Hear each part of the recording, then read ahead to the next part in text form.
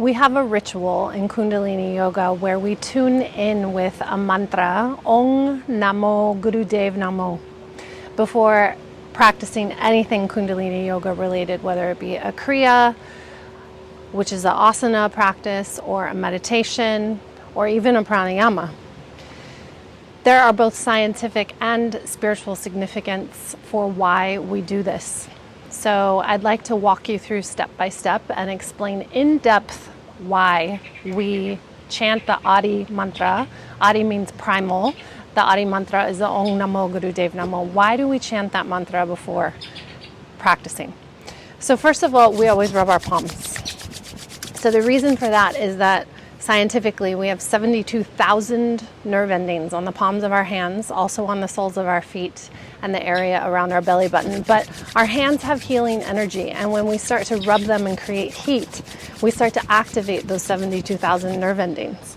Our hands have healing capacity, and this is a way of initially waking up our nervous system. So first we rub our palms, right? And then we take a deep breath in and we pull the thumbs. The first knuckle of the thumb right here, you want to touch that right like at your sternum right here, right in between your chests, your breasts. And the reason for that is there's a pressure point there, or a trigger point for the vagus nerve. Your vagus nerve is the longest nerve in your body. It starts in your brainstem and it runs, and there's innervation, nerve endings all through your throat and the rest of your body. It's the longest nerve in the body. It touches every single major organ in your body, and there's a trigger point right here. So when you touch that knuckle of your thumb right there at that point, it sends an immediate message to your nervous system to calm down, to rest, to digest, that you're in a safe place. So we do that. We take a deep breath in, shrug the shoulders up, roll them back and down, sit tall, straighten your spine, right? We sit tall to get very regal, very yogic in our posture, right? That's the next thing. We press the palms together. There's two ways really of having your hands in this mudra called Anjali mudra. So traditionally, often there's a little bit of space between the hands, like this. You can see I have a little space between the hands, and you can almost conjure up this image of a flame, like a fire, like a little candle flame right in the center. And it can represent like the fire of your own heart, your own passion, your own desires. But in Kundalini, we often encourage you to, all the way from the base of your palms, all the way up to the fingertips, press your palms together so that you can feel all of your hands coming together, both hands coming together. And what that does is it neutralizes the left and right hemispheres of your brain together, right? So you've got some brain stuff also happening if you press.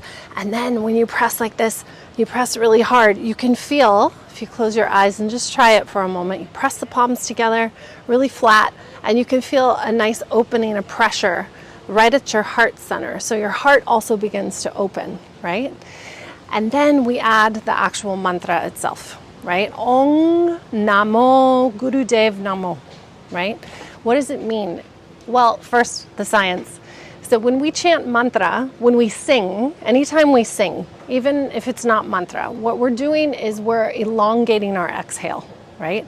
And when we do that, when we have a longer ratio of the exhale is longer than the inhale, it triggers something in the body called heart rate variability. And this goes back to the nerve, the vagus nerve. So when we have better heart rate variability or more variation, every time you inhale, your heart rate speeds up a little bit, and every time you exhale, it slows down a little bit. So when you do that, you're, again, calming the nervous system. So this happens anytime we sing, but we chant mantra. So again, we're deepening that experience right before class of, okay, we're coming into a state of safety, right? We're creating sacred space, and we're telling the physical body that that's happening, right? And then we have the mantra itself. So what does Om Namo Gurudev Namo mean? Om, O-N-G, O-N-G in Spanish, Om, Om. It's close to Om, And it essentially means the same thing. It's a word to represent the spirit, the source, the unheard, unseen, unknown, but we do hear it and see it and know it sometimes, right? So we're calling in the Ong. Namo means I bow. So I honor. I'm bowing my head in honor of this energy, recognizing that there's this vast creative consciousness of the universe that exists, and I'm bowing to it. And then Guru is anything. Gu means darkness, and Ru means light. So a guru is anything that takes you from the darkness into the light. And Dev means divinity, and then we repeat Namo, I bow to that. So you can think about all the things in your life that have taken you from that confusion, illusion, delusion into clarity and consciousness, and recognizing too that 95% of everything we do is egoic.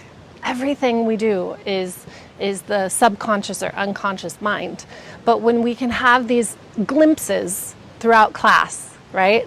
Or sometimes in other areas of our lives, when we have these glimpses that there's a consciousness within us that exists beyond the ego, we're also kind of bowing to that, and we're bowing to all the gurus, all the teachers, all the people, all the saints and sages across the universe, across all space and time of history of human civilization, who have taught us a pathway to recognizing this consciousness inside of ourselves. So it has such a depth of meaning why we tune in. It's an invocation, right, of recognizing that I'm going to try for a moment while I practice, a moment of, an hour or 90 minutes or 11 minutes of a meditation. I'm going to I'm going to have some awareness over trying to connect with that consciousness that exists inside of myself and beyond myself. That is, the awness, the Waheguru of the universe. So let's just for a moment, let's tune in together so you get that experience, because maybe you've never done it before. Maybe you're brand new to Kundalini Yoga. So let's do this. Rub your palms together. Create heat. Good. Inhale. Exhale. Let's shrug the shoulders up towards your ears. Exhale, roll them back and down. Straighten your spine nice and tall. And then place that first knuckle of your thumb right at that place that it should be like a little tender, you can feel it. There's a sweet spot there. There's a trigger point. And then let's do it the Kundalini way, pressing your palms together all the way from the wrists up to the fingertips, nice and tall. Roll your eyes up to your third eye. Inhale, hold the breath. Exhale. And let's inhale to tune in. Om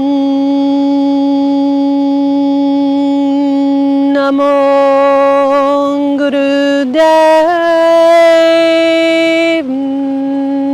Namo. Om Namo Gurudev